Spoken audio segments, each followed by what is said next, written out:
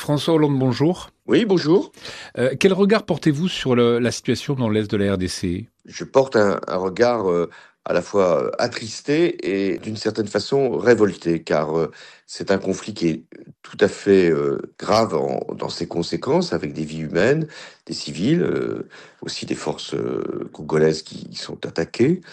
Et c'est aussi sans réaction de la part de la communauté internationale au niveau qui serait nécessaire. Car nous voyons bien qu'aujourd'hui, même si le secrétaire général des Nations Unies a pris position, même si il y a eu des déclarations de tel ou tel gouvernement, ce n'est pas à la hauteur de l'agression dont la République démocratique du Congo est la victime, de la part du Rwanda, pour parler tout à fait clairement, car derrière le M23, c'est le Rwanda qui est en cause. Que devrait faire alors la communauté internationale selon vous? Faire pression sur le Rwanda, beaucoup plus fortement. Le Rwanda bénéficie d'une certaine faveur.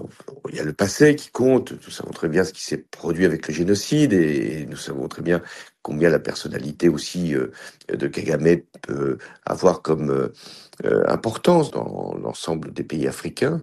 Mais il n'empêche, là, il y a une agression qui est démontrée, qui est avouée de la part du Rwanda sur le soutien qu'il apporte à ce mouvement rebelle qui n'est en fait, même si je ne nie pas son existence, mais qui n'est en fait que la face immergée de ce qu'est l'influence du Rwanda.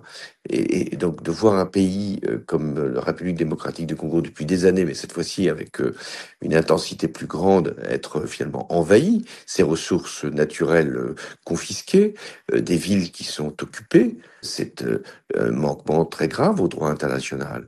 Et c'est d'ailleurs assez conforme à ce qui se produit dans le monde aujourd'hui. On voit ce qui se passe en Ukraine, on voit un certain nombre de pays qui ne respectent plus les règles de la communauté internationale. Eh bien, nous en sommes là aussi en République démocratique du Congo, avec une forme d'invasion de son territoire. François Hollande, la France fait-elle suffisamment entendre sa voix dans ce dossier selon vous? Elle l'a fait, le gouvernement s'est exprimé, mais je pense pas à un niveau suffisant. Le président de la République doit, sur ce sujet, dans un contexte que nous connaissons, celui du manquement aux règles de droit international, avec déjà ce qui se passe au Soudan qui est suffisamment préoccupant, avec des conséquences que ça peut avoir, y compris en termes humanitaires et en termes aussi de migration.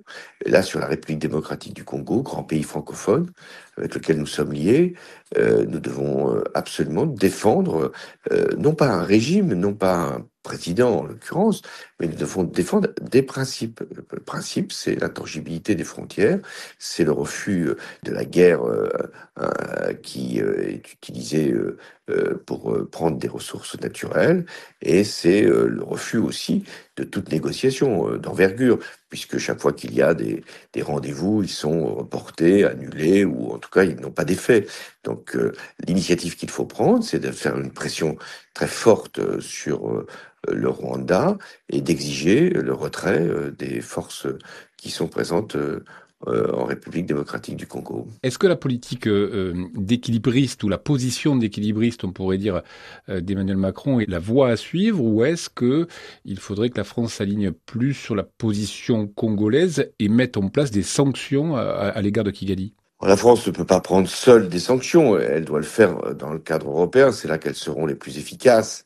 Et donc la France doit maintenant s'orienter vers cette voie, si le Rwanda n'entend pas raison, s'il y a encore des forces militaires qui progressent dans l'Est, ce qui est le cas, car ça ne s'arrêtera pas forcément à Goma, donc avec un risque d'une progression de ces forces, il faut qu'il y ait un coup d'arrêt qui soit porté. François Hollande, merci.